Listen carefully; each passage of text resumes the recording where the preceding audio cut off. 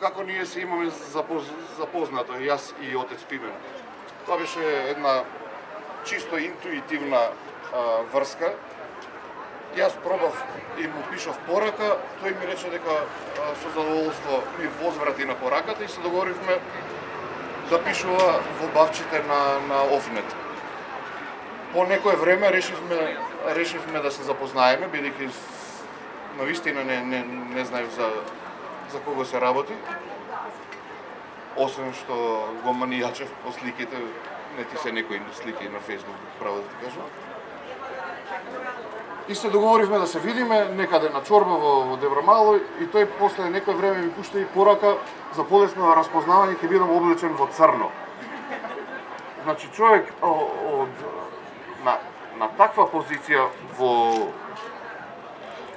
МПЦ, кој може да комуницира со мене на таков малски начин, знаев дека некаде ќе се разбереме. И да ја скратам приказката, ние се разбравме многу добро. Сакам да ви објаснам поентата на тие бавчи. Бавчите беа бавчите на Офнет, во кои се 10 или 11 луѓе, не сум ги пребрал, меѓутоа сите се знаеме по име и презиме и се знаеме по својот ракопис.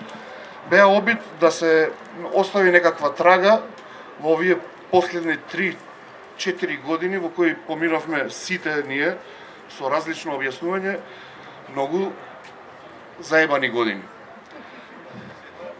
Да бидеме искрени, сите се уморивме од сето тоа.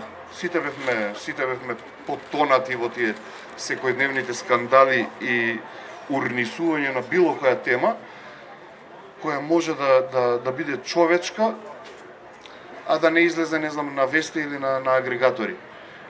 Јас сакав на Офнет да покажеме дека постојат луѓе кои имаат и поинакви приказки од она што дневно се валка по социјалните мрежи како отпад. Луѓе што се љубопитни, нормални, со своји вкусови, со своји интереси, од различни бекграунди, од различни милија од кои доаѓаат, меѓутоа, да оставиме нешто, верувајќи дека некогаш некој нешто ќе чита и некогаш нешто ќе се заинтересира што тоа се случувало со луѓето што живеат во Македонија, а не било под темата Пржино 1, Пржино 2, Пржино 3 и Пржино 4 или до кај да е стигната таа тема. Пимен ми беше еден од најинтригантните луѓе, бидејќи во мојот животен пейсаж тој доаѓаше од многу понепозната територија од, например, Адо кој пишуваше од Алабама или Емили која пишуваше од Италија. МПЦ и јас со задоволство бевме на две различни страни во текот на животот и ми беше интересно како својот живот го гледа отец Пимен.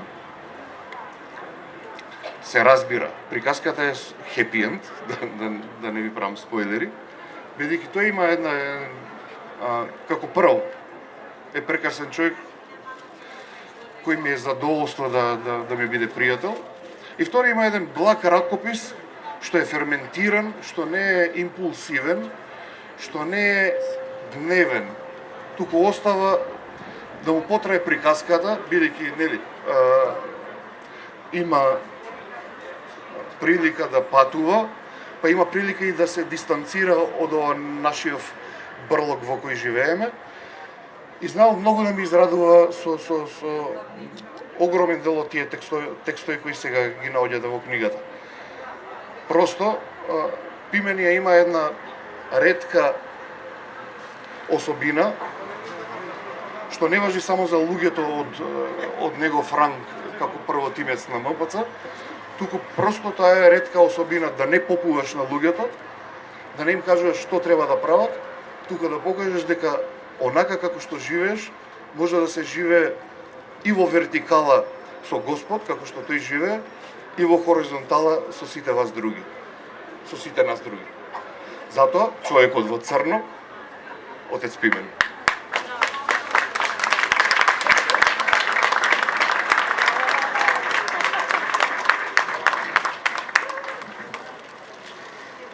Ајде да не попивам, да не почнам со возлюбени во Господа. Само ќе кажам, драги мои, на почеток. Значи, сите патувања во животот започнуваат за сите подеднакво исто, особено за нашите генерации. Почнуваат со она прво патување од здравствениот дом во кој што сме се родиле до дома.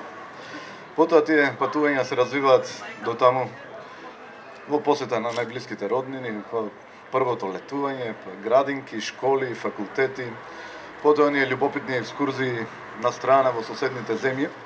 И додека ги правиме сите овие патувања низ просторот, ние во исто време патуваме и низ времето. Затоа што времето го мериме преку тие патувања.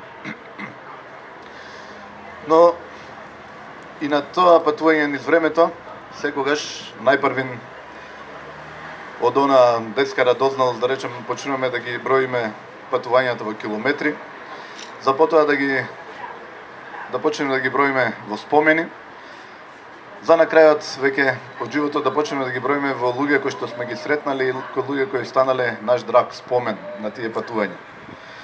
И сето тоа е убаво и се собираат тие патувања, се собира тоа време, се собира тој простор, се собираат тие заеднички дружби и служби со сите оние луѓе кои што си ги сретнал. За потоа, во еден момент, некако, и според талентот најверојатно, да не се фалам,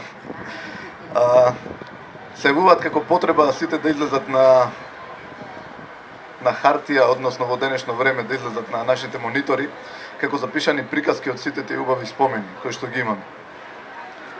Но за да се случи сето тоа, треба некогаш да се има една работилница за алхемија, која што ние, сите оние кои што пишувавме за Трендоленд, имавме таа среќа да најдеме таа жолто-зелена соба во Трендоленд, во Офнет, каде што се собиравме, каде што дискутиравме и каде што се раѓаа приказките, каде што се развиваше таа пишана комуникација меѓу нас, таа инспирација едни од други, да си одговориме, да се надополниме во нашите пишувања. И како плод на сето тоа се случија бавчите во Офнет и секако како дел од тие бавчи и мојата книга Патувајки.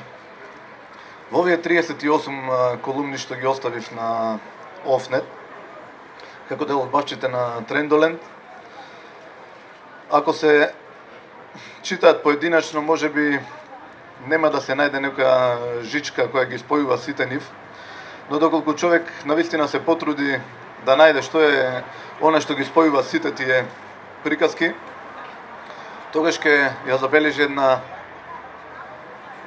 теолошка жичка, теолошко-морална жичка која се провејува на сите оние колумни и што ќе остане едно врзивно ткиво на сите нив. Имав таа среќа, пишувајќи ги овие колумни, да запознам едно чудо луѓе во таа алхемичарска работилница која што нашите муабети ги направи да бидат сведоштво на едно време, затоа што сите ние, почнувајќи да пишуваме таму, не се знаевме меѓу себе, но имавме една желба единствена, не да го смениме општеството во кое што живееме, туку за идните генерации да оставиме еден пишан збор, едно пишано сведоштво за тоа како изгледал нормалниот свет во наше време. Сето тоа го правевме заеднички и се надевам дека и во иднина ќе го правиме, ќе дојдат некои подобри времења со подобри инспирации за повторно да се собереме и да пишуваме можеби во некоја друга форма.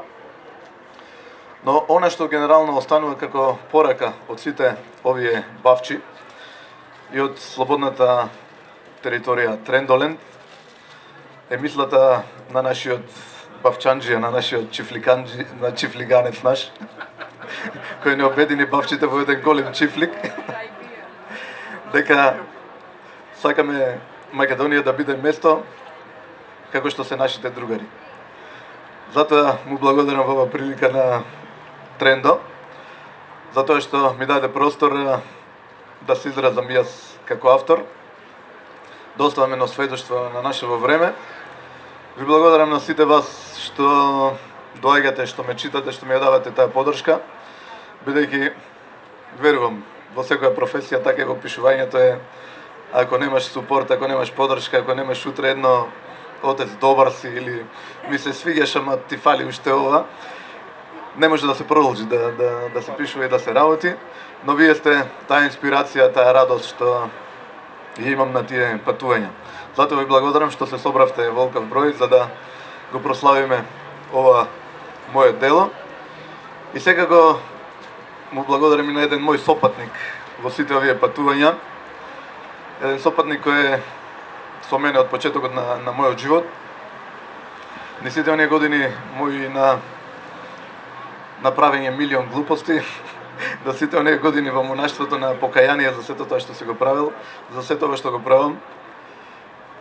На една личност која што секога знае да ме изслуша, на една личност што кога ми е најтешко знае да ми го носи куферот, значи на една личност која што кога сум преморен знае да ме утеши. Таа личност патува низ нашата историја, веќе ако не сакаме да го признаеме како Господ Бог Исус Христос, патува со нас како една личност која што не учи на еден поморален и подобар живот.